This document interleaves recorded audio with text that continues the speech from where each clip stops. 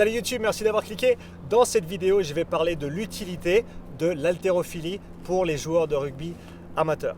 Donc l'haltérophilie, pour ceux qui ne connaissent pas nécessairement, c'est un sport qui s'axe principalement autour de deux levées qui s'appellent l'arraché et l'épaulé jeté. Et on a toutes les variations entre deux et ainsi que beaucoup de squats, beaucoup de presse en termes de pousser la barre au-dessus de la tête. Alors, est-ce que c'est une bonne idée pour un joueur de rugby amateur d'utiliser l'haltérophilie pour développer des qualités de force, des qualités de puissance et des qualités explosives pour le rugby? À mon avis, ce n'est pas le meilleur choix.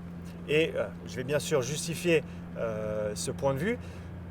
À mon avis, il y a beaucoup de mouvements qu'on peut utiliser pour développer les qualités qu'on recherche à développer qu'on rechercherait à développer avec l'haltérophilie, qui demandent beaucoup moins de travail au niveau technique, au niveau apprentissage, qui sont beaucoup moins risqués aussi au niveau du travail en tant que tel et qui prennent beaucoup moins de temps. Okay, l'haltérophilie, c'est un sport qui est extrêmement technique.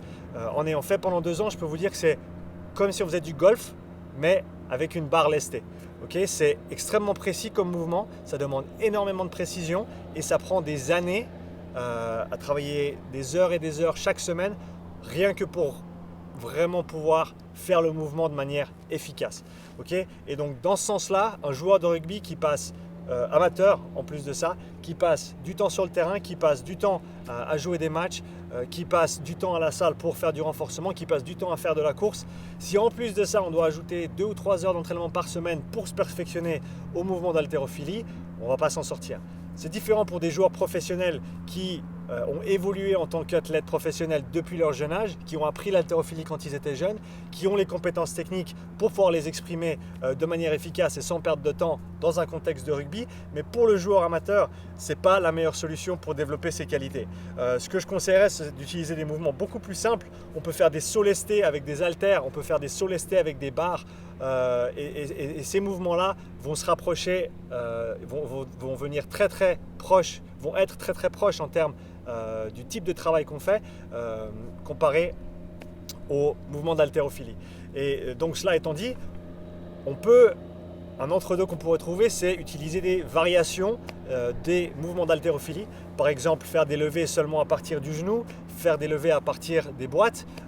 Et ça permet de casser un petit peu le mouvement d'haltérophilie en segments. Donc on pourrait par exemple partir d'une boîte sur un arraché et donc ça veut dire commencer avec la barre plus haut que la barre au sol et ensuite on ne fait pas le mouvement complet mais on monte simplement en faisant un shrug ou un pull comme on appelle en anglais, ce qui veut dire qu'on ne termine pas le mouvement mais on bénéficie de cette partie qui est vraiment l'extension au niveau des hanches, l'explosivité au niveau vertical et ça on peut encore le justifier parce qu'encore une fois c'est seulement un segment du mouvement, ça ne demande pas autant au niveau technique, ça ne demande pas autant au niveau risque non plus et donc ça c'est un mouvement qu'on peut intégrer plus simplement dans un programme de renforcement, de développement physique au niveau rugby sans compromettre toutes les autres parties physiques sur lesquelles on doit travailler.